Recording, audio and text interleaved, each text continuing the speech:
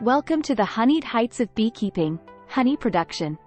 Are you ready to journey into the golden, gooey galaxy of honey production? Buckle up, because today we're diving deep into a topic that's essential for every beekeeper: honey production. Whether you're a seasoned beekeeper or just starting, understanding how to harvest honey is crucial. Timing is everything. The honey harvest calendar. The nectar flow phenomenon, nature's grand symphony. When we talk about the nectar flow, think of it as the Coachella of the bee world, a grand, seasonal event that no bee wants to miss. This is the period when flowers are in full bloom, and they're not just offering nectar, they're offering a lifeline. The nectar flow is a critical time for both the flora and the fauna, a symbiotic relationship that has been fine-tuned over millions of years. In different regions, the timing of the nectar flow can vary. For instance, in temperate climates, late spring to early summer is the peak period. However, in tropical regions, the nectar flow might be more sporadic and less predictable. During this time, your bee colony will be a hive of activity. No pun intended. Worker bees will be making multiple trips, foraging for nectar and pollen like Black Friday shoppers on a mission. The capped comb cue, the bee's seal of approval. Imagine you're a chef, and you've just finished a culinary masterpiece. What do? You put a lid on it to keep it fresh. Bees do the same with their honey. When you see a capped honeycomb, it's the bee's way of saying, "This batch has passed quality control, and it's ready for the shelves."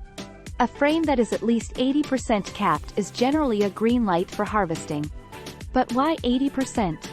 Well, capping the honey is the bee's method of preserving it. The wax seal prevents moisture from getting in, which in turn prevents fermentation. So, an 80% capped frame is a good indicator that the honey inside is well preserved and ready for human consumption. Weather watch, the smooth operator. Weather isn't just small talk. It's a big deal when it comes to beekeeping. A warm, dry day is your best friend for honey extraction. Why?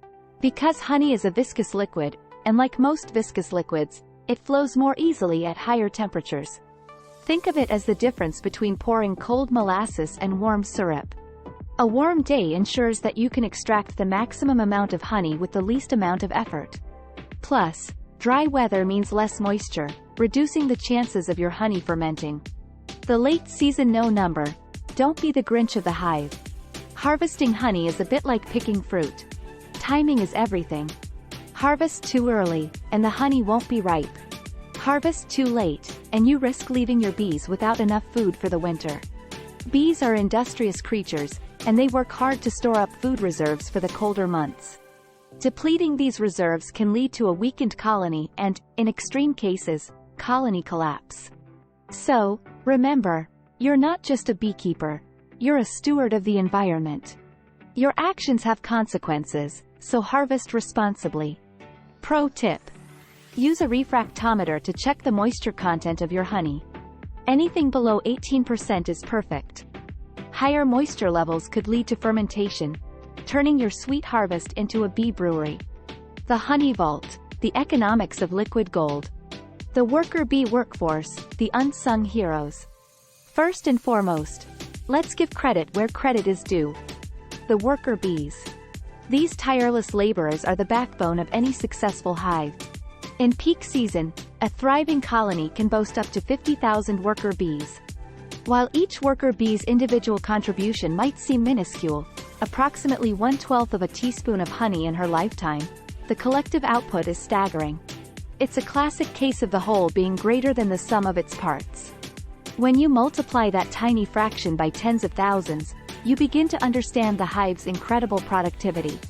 The hive's annual report, the sweet metrics. Now, let's talk numbers. On average, a well-managed and healthy hive can yield between 30 to 60 pounds of honey annually. But don't be too quick to set your expectations. Some overachieving hives have been known to produce a whopping 100 pounds or more in a single year. To put that into perspective, that's enough honey to fill approximately 340 12-ounce jars. That's not just a pantry's worth, that's practically a small store. Factors that affect the honey flow, the variables in the equation. Floral availability. The first and most obvious factor is the availability of flowers. The equation is straightforward.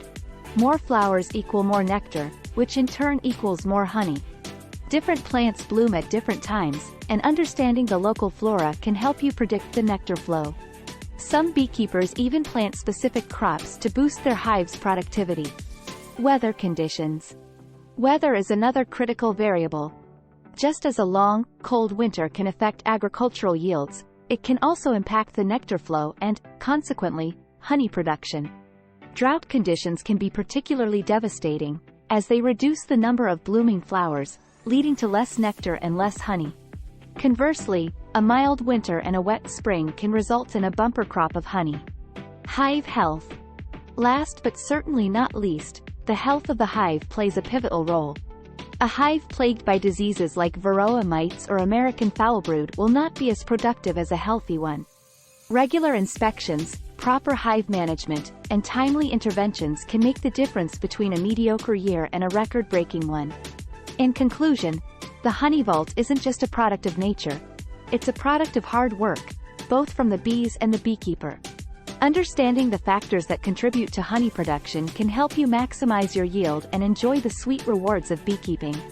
Pro tip. Want to maximize your honey yield? Consider planting a bee garden with nectar-rich flowers that bloom in different seasons. Your bees will thank you, and your honey jars will overflow. If you're finding this content valuable, don't forget to hit that like button and subscribe to our channel. Your support helps us create more amazing content, and you won't want to miss what's coming up next. The grand finale, the art and science of honey extraction. The tools of the trade. Your honey harvesting arsenal. Before you dive into the extraction process, it's crucial to have the right tools at your disposal.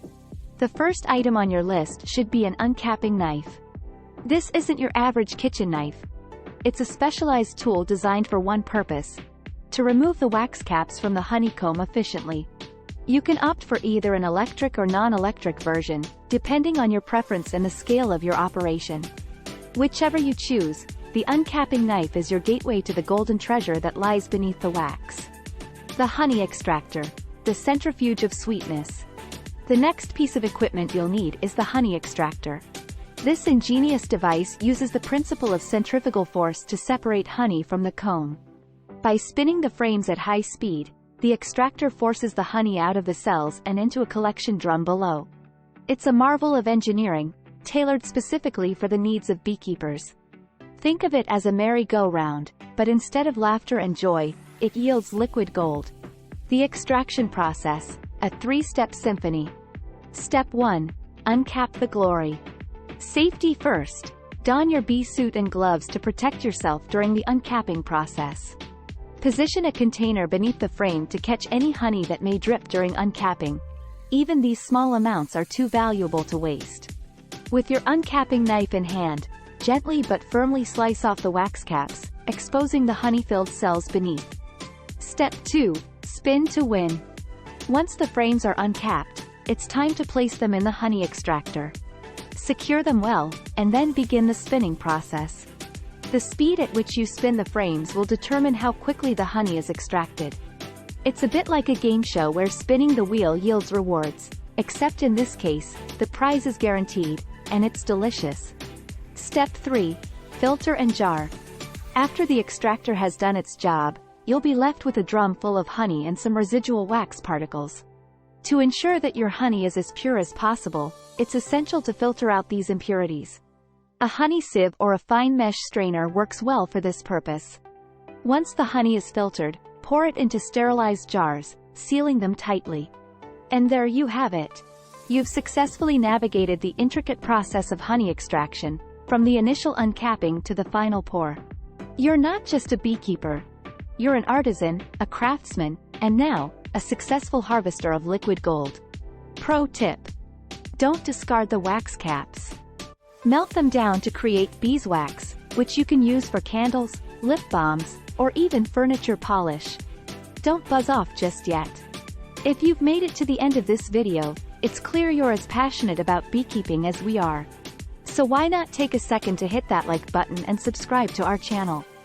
Your support helps us create more of this valuable content, and you'll be the first to know when we drop another golden nugget of beekeeping wisdom.